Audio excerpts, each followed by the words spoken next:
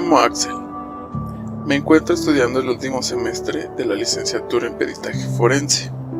Según los lineamientos de la universidad, tengo que cursar mis prácticas profesionales como requisito antes de terminar mis estudios. Así que mi papá me consiguió una oportunidad para realizarlas en el penal de Santiaguito, en Almoloya de Juárez. Un día me asignaron la tarea de limpiar los archivos. La verdad no era una actividad que me emocionara mucho, pero debía acatar la orden de mi jefe sin importar lo aburrido de la labor. Llevaba 15 minutos clasificando las carpetas de investigación, separando los archivos importantes de los documentos sin valor, cuando tomé una carpeta que llamó mi atención. Trataba sobre el caso de Agustín y Mariana, una pareja joven en un pueblito del estado de Michoacán. La verdad es que por morbo empecé a hojear los papeles con la idea de encontrar algo que pudiera contar a mis compañeros de la escuela. Dentro de tantos papeles, una carta arrugada escrita a mano saltó a la vista. Intrigado, comencé a leer.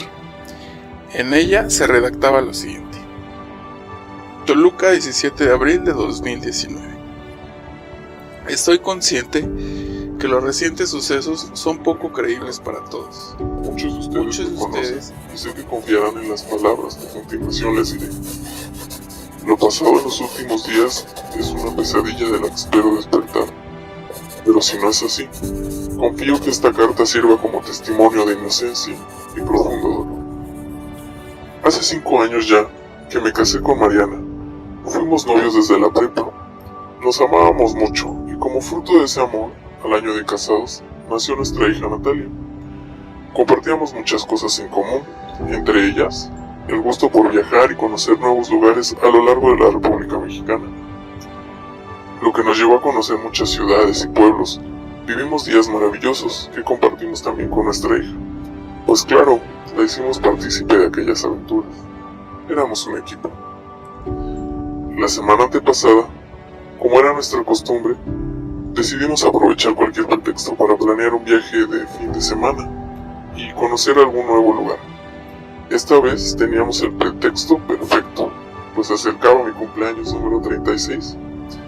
Así fue pues que mediante una aplicación donde se puede rentar casas, departamentos, habitaciones y hasta cabañas, reservamos una pequeña cabaña muy pintoresca en un pueblo llamado Pichardo, en el municipio de Tlalpujahua, en el estado de Michoacán. Nos pareció muy atractivo, ya que no se encontraba tan lejos de donde vivimos. El pueblo era sumamente pequeño y rodeado de naturaleza.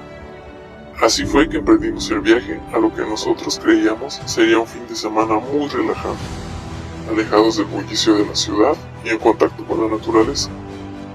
Al llegar al lugar, para nuestra sorpresa, se encontraba en lo alto de un cerro, alejado del pequeño poblado. Era una cabaña de madera sumamente pequeña de unos 9 metros cuadrados, rodeada de árboles con preciosos paisajes. A lo lejos se veía el pueblo con su pequeña laguna y cerca de ahí se encontraba un río y una presa abandonada. El lugar nos encantó, pues era justamente lo que esperábamos.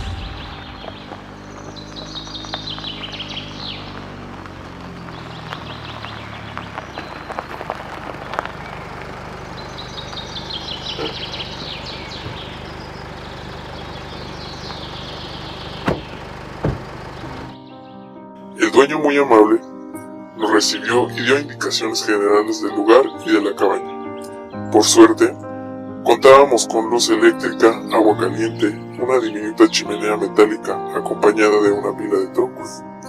Al quedar solos, decidimos salir a caminar para conocer los alrededores. Fuimos caminando por las orillas del río hasta llegar a la presa. Natalia estaba sumamente feliz, jugando en la orilla del agua, corriendo de un lado a otro, mientras que nosotros la cuidábamos sentados en un viejo muro de piedra, que alguna vez retuvo el agua de aquel río. A Mariana y a mí nos llamó mucho la atención ver en la parte baja de aquel viejo muro una serie de dibujos extraños, pedazos de tela atados de forma peculiar, zapatos de niños, etc. A lo cual no dimos importancia, ya que estábamos pasando un fin de semana espléndido. Al atardecer, regresamos caminando a la cabaña, pues Natalia ya estaba cansada y los tres moríamos de hambre. Una vez ahí, mi esposa preparó el atún y los sándwiches que llevábamos para comer aquel día. Después de comer, estaba a punto de caer la noche y nos encontrábamos cansados por el viaje y la caminata. Decidimos recostarnos en la cama que se encontraba arriba, en un tapanco, y nos pusimos a ver películas que había descargado Mariana en su laptop.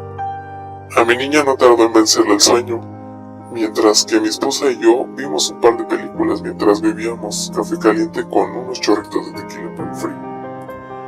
Al dar la medianoche, nos preparábamos ya para dormir. Desperté a Natalia para que se pusiera la pijama y se lavara los dientes al igual que nosotros. Noté que empezó a bajar considerablemente la temperatura. De repente, mientras Mariana preparaba la cama con las cobijas que habíamos llevado, empezó a hacer un viento muy fuerte. Se escuchaba cómo se agitaban salvajemente las hojas de los árboles y el silbido del aire pasando entre las rendijas de las ventanas y los huecos de las láminas en el techo. Así duró una media hora, cuando súbitamente los perros del pueblo y de los alrededores comenzaron a ladrar. Nos extrañó mucho, ya que ladraban y aullaban con insistencia y desesperación. Natalia se sentía asustada y la abrazamos para que se tranquilizara. Para que se sintiera más segura, prendí la chimenea y salí a encender una luz que había en el pórtico de la cabaña. Una vez fuera, me percaté que había una oscuridad muy espesa. No era una noche normal, había algo extraño en el ambiente, y la negrura que nos rodeaba era profunda y tenebrosa. No lograba ver nada. En aquel momento, no he de negarlo, empecé a sentir temor, al igual que Mariana. Pero no podíamos expresarlo, pues debíamos tranquilizar a nuestra hija. Con la luz del pórtico encendida, la chimenea, así como una serie navideña que decoraba el living y el sombrío ladrar de los perros, nos acurrucamos los tres entre las sábanas para disponernos a dormir.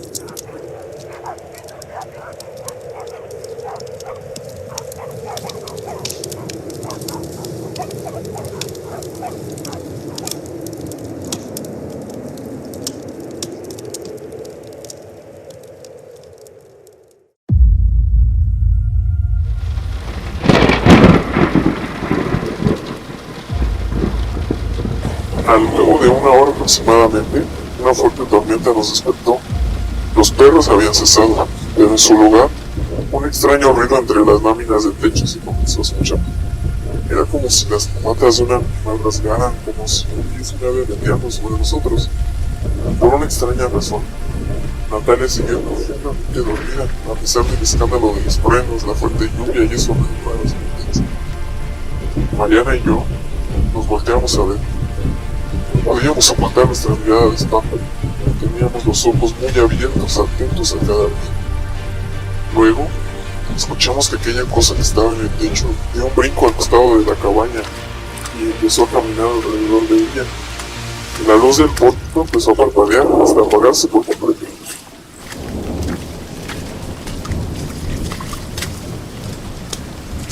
Var hälsad Maria? Var hälsad Maria? Var hälsad Maria, full av nåd. Herren är med dig. Välsignad är du bland kvinnor. Mi esposa comenzó a rezar cada vez más asustada y no les puedo mentir que yo estaba igual.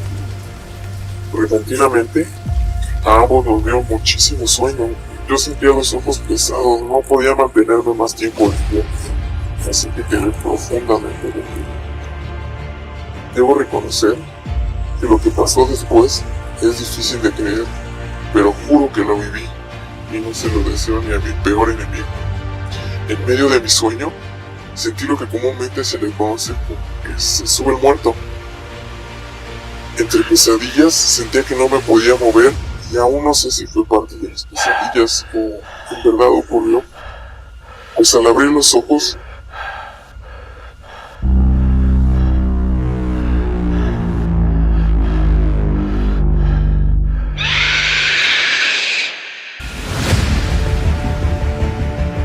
quedé aterrado al ver sobre nosotros colgada en el techo a una mujer con las rodillas al revés, con unas uñas largas que se afianzaban a la madera del techo. Estaba desnuda, su cuerpo parecía como quemado o podrido, la piel pegara los huesos, con un cuello anormalmente largo, pelo negro muy descuidado, un rostro horrible.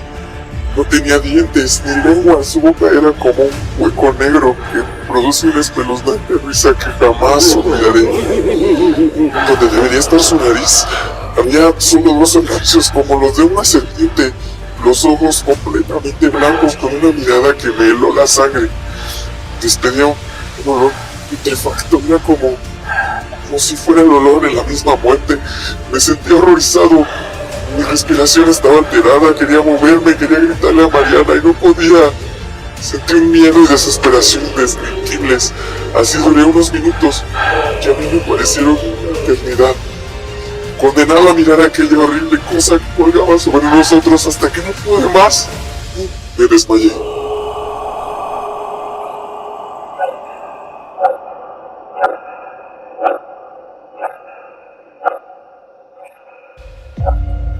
Perdí completamente la noción del tiempo. Me despertó el grito desgarrador de una mujer.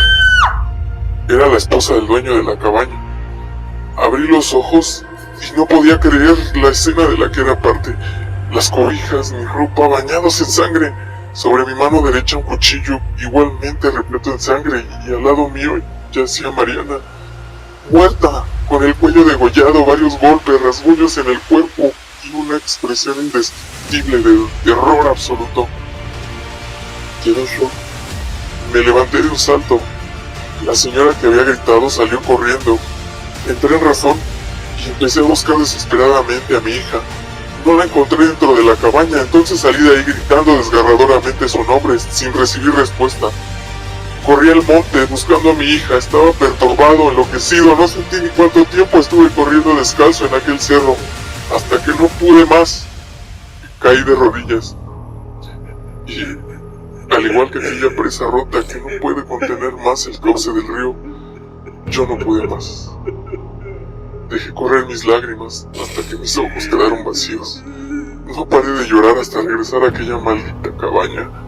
Al acercarme, pude ver que había un par de patrullas en el lugar. Al dueño de la cabaña y a su esposa, alterados, hablando con los oficiales, quienes al verme, inmediatamente me derribaron al suelo, me expulsaron, mientras que entre golpes e insultos me preguntaban qué había hecho. Yo solo podía gritar, entre llantos y sollozos, el nombre de mi hija y de mi esposa. Unos días después, supe que encontraron el cuerpo de mi hija, ya sin vida, tirado bajo aquel viejo muro de piedra, donde días antes habíamos visto aquellos inusuales dibujos. Fue así que se me culpó del asesinato de mi esposa y mi propia hija. Yo solo pude relatar lo que nos había ocurrido y soy consciente que si yo no lo hubiese vivido, a mí también me parecería una locura. Hoy, completamente vacío y destrozado, escribo esta carta para todo aquel que aún confíe en el valor de la palabra de un hombre bueno y sepa que hay más cosas entre el cielo y la tierra que las que sueña nuestra filosofía. Como testimonio de ello, un hombre que vivió las cosas más horribles y oscuras al ver aniquilada a su familia, por lo que muchos podrían llamar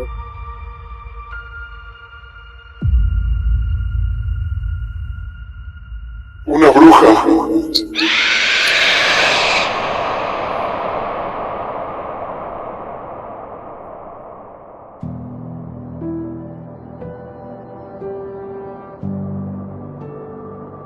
Compartí esta carta con algunos conocidos y familia. Algunos dicen que tal vez sea cierto. Algunos otros aseguran que se inventó la historia para evadir a la justicia y no hacerse responsable de sus actos.